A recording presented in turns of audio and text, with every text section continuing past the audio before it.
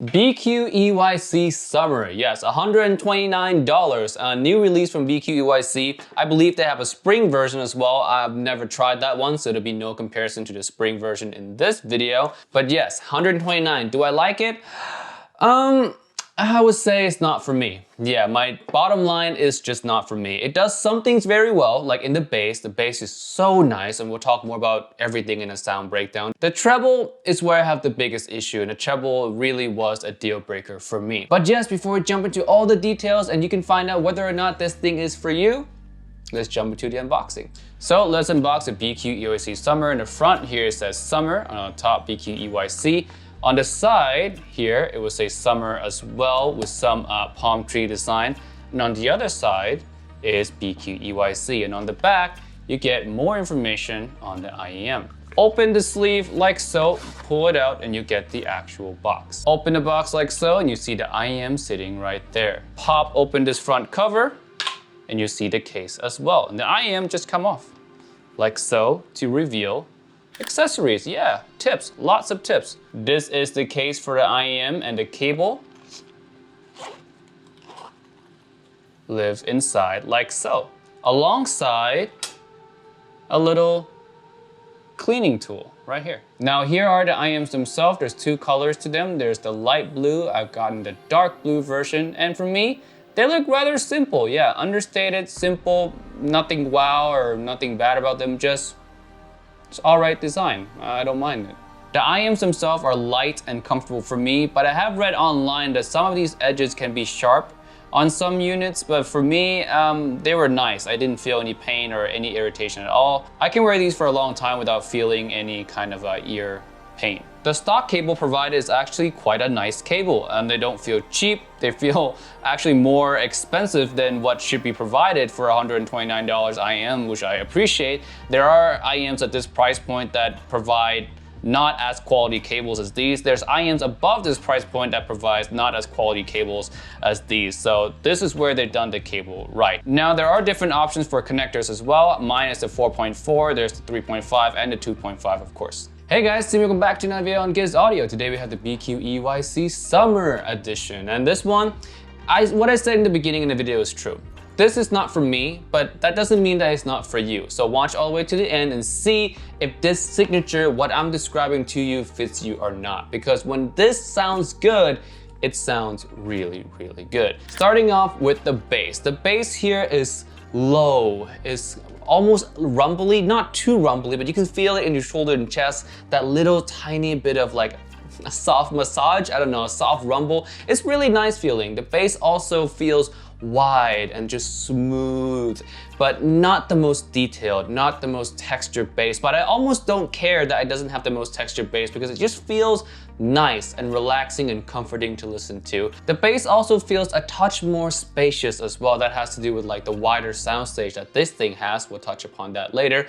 But overall, the low end, the general low end just sounds so good. Genres like jazz, R&B, some K-pop with really low rumbling lows with maybe a softer female vocal sound really good off of these. So genres that work with these IEMs work really well, and I've thoroughly enjoyed this. I remember the first time I put these on to listen, my first initial reaction was like, whoa, that low end's really good. And it's very true. The low end in this one is the definite highlight of these IEMs. Now onto the mids, and this is where it's gonna be a love or hate because it's noticeably recessed. It's so far in the background, vocals sound like they're singing from far away. And when you pair that with a strong and forward bass, it just feels like the bass is sometimes overpowering the singer in some ways or overpowering the mids in some ways. So yes, the bass is not the most well controlled. Again, it's not really the most technical performing bass. Like I said again, for me, I just like the way it sounds, but technically,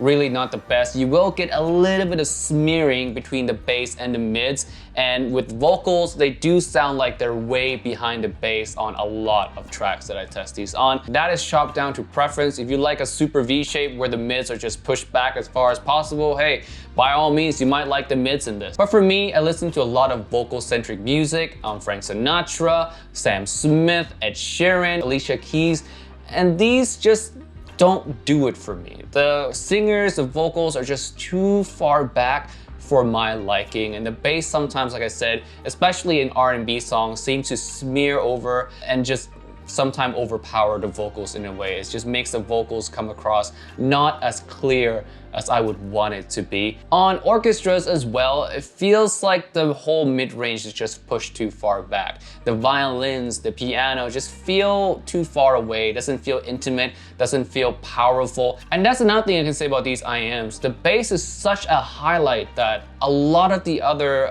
parts of the sound frequencies besides the treble, a lot of the mid-range just feel like it's playing backup dancer. And again, that's either a love or hate depending on your taste. For me, it doesn't work with a lot of my library. Oh yeah, I forgot to touch on tonality. So tonality is nice. Vocals do sound more natural. Violins, pianos sound more natural. It's not the best tuning IEMs out there, but I have nothing to complain about. It's just nice. Tonality is good for the price. On to the treble. For me, these peak way too much and they're very fatiguing to listen to. The sibilances, the S's are so sharp, electronic highs are sharp as well. It's just fatiguing. For me, who's treble sensitive, that's a no-go, that's a deal breaker. I cannot listen to these IEMs for way too long on a lot of music in my library. To listen to these for a long time, I would have to pick very specific song and put it into a separate playlist to listen to these for a long time. I need to pick the songs that work with these or else I can't listen to them because it's just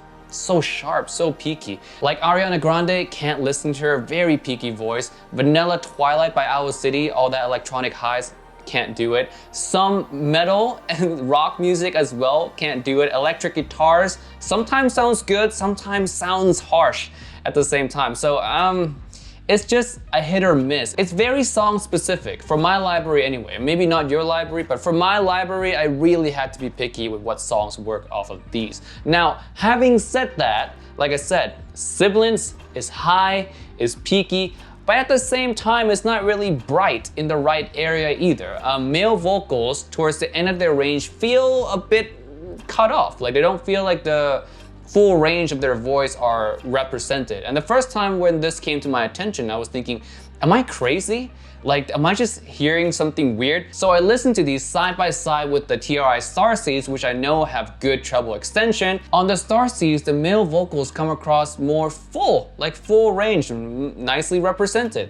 These cut them off a little bit at the top. On female vocals, you won't notice that too much, which is a good thing. On male vocals, I would say if you have experience with a lot of other IEMs, you probably will notice that element. But if you don't have a lot of experience with different IEMs, you might not even notice that at all. So that might only be an issue for those of us who are a little bit more experienced or have tried a bit more equipment already. If you're new, that might not be an issue. On to technical performance, details, and separation. These are all right. In the bass, it doesn't really have a lot of texture in my personal opinion. It's just a lot of bass, a lot of wide feeling warmish kind of bass, but not a lot of texture, not really great detail. Vocals are very far back, so you don't get this kind of vocal clarity. Also with the bass bleeding in a little bit, kind of smears a little bit of the vocals, so not the best clarity there. It is clear, but just not what you expect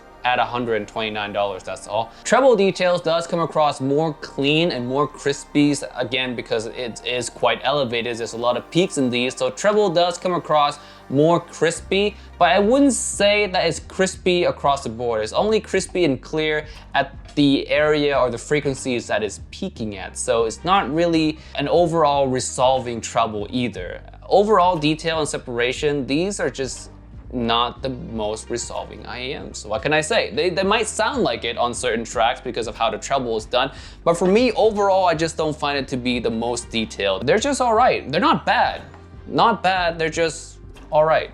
Imaging and soundstage. Yes, imaging is actually quite nice. You can pinpoint certain instruments in the space that it's in. It's definitely a touch above average, which I enjoy. The soundstage in this is the second selling point of these IEMs. It's nice and spacious. It's wide, and you pair that with a really good low end, and you have this kind of an expansive low end experience that feels like it's stretched further than a lot of other IEMs at the price. And for me, that is really the only reason to pick up these IEMs. So here, my final verdict right now. These IEMs are for people who know exactly what they want. If what I described to you in this video is exactly what you want, you love the low end, you don't care so much about the mids, you're not treble sensitive, so fatiguing doesn't really happen for you, these might just be for you. If you listen to a lot of jazz, maybe some R&B with a lot of female singers, not a lot of male vocals, if your library fits these IEMs, they sound really good. I have a lot of songs that I've listened on these IEMs, and I would just listen to them for hours, because when they sound good, they sound great. And that is, at the end of the day, the selling point of these. Only for people who know exactly what they want already. But if you're new to the IEM world and you're looking at this IEMs as a potential first IEM, I don't recommend it for that. For me, it's just not versatile enough. There's a little bit too many quirks about it. And sibilance issue. If this is your first IEM and you don't know what sibilance issue is, or you've never really experienced a severe one, then these might be just too much for you and you might not enjoy the experience as much. If you're new to the IEM world, I suggest you buy something a little bit more versatile, get a little bit of experience from it. I don't recommend something like this, which is more geared towards a specific taste. So let's do a quick alternative comparison between this one and the TRI Star C and the FIO FH3. Those two other IEMs are much more versatile than this one. They're more well-rounded, better details on those as well.